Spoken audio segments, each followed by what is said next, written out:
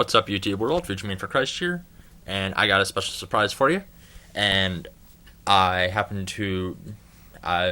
decided that tomorrow will be the start of my new series, which I will figure out. I still have not come up with the name yet, so if you figure out a name, send me a private message on YouTube, and I will decide yay or nay if it is a good idea or not.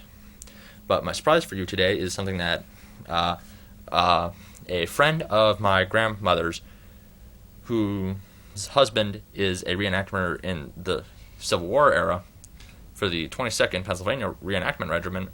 His buddy is in the World War II reenactment, and his buddy gave him this, who gave this to my grandfather, who gave it to me. So, this is it.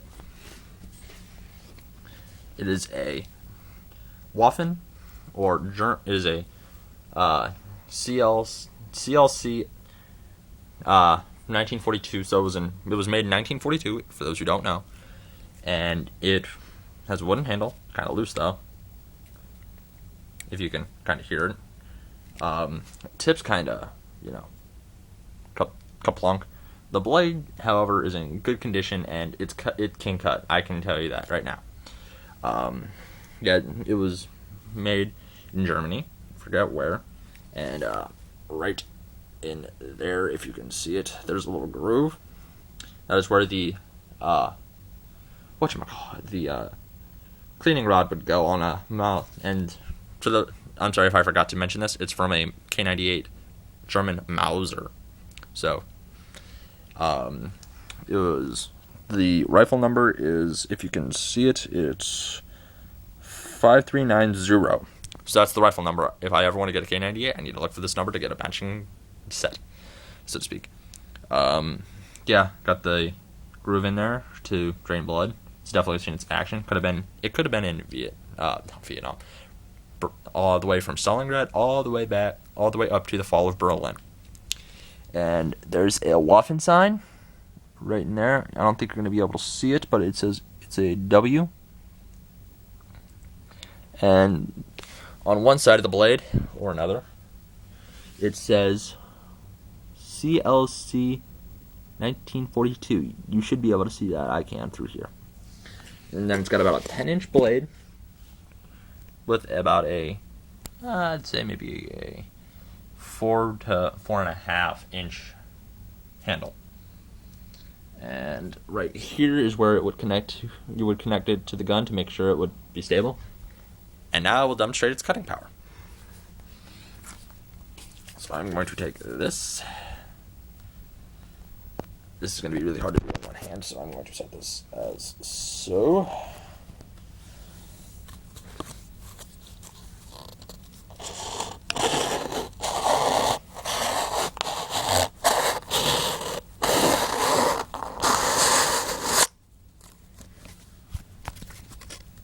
That is possibly the cleanest cut I've seen with a bayonet in a while.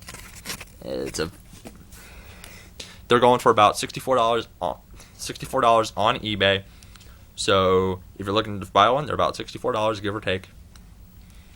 And it's very good. I'm not going to restore this one. I mean, I would restore it, but it just looks better not restored. I mean, the blade, even to the wiggly handle, which I may or may not tighten, and even the tip. I'm not even going to sharpen this thing. It's already good. It's still good. The one thing I have on personal firearms throughout history, though, M1, the K98, the Mosin Nagant, which is Russian, if you do not know. My flat was down. So anyway, I don't like sporterizing them. For those who don't know, I like them the way they are. I like them beaten, I like them scarred, and I like them in the war condition where they got out. I don't like our Mosin over there, which I'm not going to show because that would be bad. That's not sporterized, but we have adapted the trigger just a little bit so it's easier to pull it and shoot easier with. I don't like sporterizing them, which is where you cut down the stock and make it look more modern, cut down the barrel. I do not like that. No. I like it the way that it is and how it was. And my personal preference is on something like this is if it could talk, if this knife grew a mouth and a face somehow or some way, or just talked randomly throughout, connection, what would it say? think of the stories it could tell. Think of like the people it could have been handled by. Think of the stories it could tell of the people it hurt or the people that it's seen hurt. It's just my personal preference. So there you go, and yeah, there'll be a commentary tomorrow, and I do say so. Oh yeah, before I forget, these Forever Sharp knives, which are like I got this at a free like demonstration.